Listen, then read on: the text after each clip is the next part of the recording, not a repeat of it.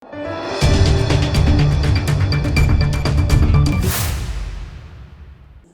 દર્શક મિત્રો, આપ જોઈ રહ્યા છો લોકમૈત્રી ન્યૂઝ. હું છું એન્કર અર્પિતા પટેલ. હવે જોઈએ અગત્યના સમાચાર.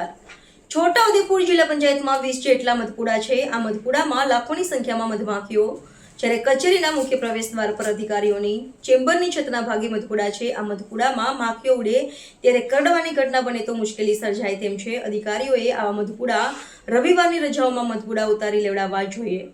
છોટાઉદેપુર જિલ્લા પંચાયતમાં 6 તાલુકામાંથી ચૂંટાયેલા જિલ્લા પંચાયત સદસ્યો તેમજ સરપંચો અને અન્ય લોકો કામગીરી માટે જાય છે, જ્યારે જિલ્લા પંચાયતમાં 5મા માળ સુધી અલગ અલગ વિભાગની કચેરીઓ આવેલી છે, જ્યારે અધિકારીઓની ચેમ્બર પણ આવેલી છે. જિલ્લા પંચાયત ભવનમાં આગળના ભાગમાં મુખ્ય બિલ્ડિંગ છે, તેની બારીની છત ઉપર 20 જેટલા મધપુડા અલગ અલગ જગ્યા ઉપર હાલમાં છે. તેમાં લાખો માખીઓ મધપુડાઓમાં છે અને મધપુડા મોટા મોટા છે, ત્યારે આ મધપુડામાંથી માખીઓ ઉડે અને કોઈ ઘટના બને તો મોટી દુર્ઘટના સર્જાઈ શકે તેમ છે. જ્યારે અધિકારીઓએ આ મધપુડા રજાના દિવસોમાં ઉતારી લેવા જોઈએ, જેનાથી કોઈ ઘટના ન બને. હાલ તો આ મધપુડામાં લાખો માખીઓ છે અને મધપુડાઓની સંખ્યા દિવસે ને દિવસે વધી રહી છે, ત્યારે જવાબદાર અધિકારીઓનું ધ્યાન આપે તે જરૂરી બન્યું છે.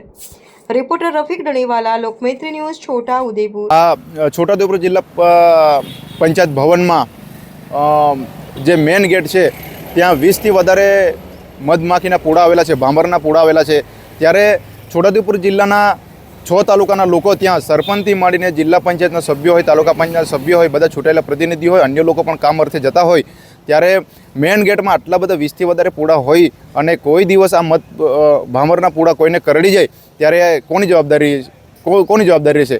એટલે અનેક જગ્યા પર આવા મધપુડા ચાવવાથી ઘટના ઘટેલી છે. એટલે શનિ રવિના દિવસોમાં જે પણ આ તંત્ર જવાબદાર હોય એ આ મધપુડા ઉઠાવી લે એવી હું વિનંતી કરું છું. લોકમૈત્રી ન્યૂઝ સાથે જોડાયેલા રહેવા અમારા યુટ્યુબ ચેનલને સબસ્ક્રાઇબ કરી ફેસબુક અને ઇન્સ્ટાગ્રામ પેજને લાઇક અને શેર કરો.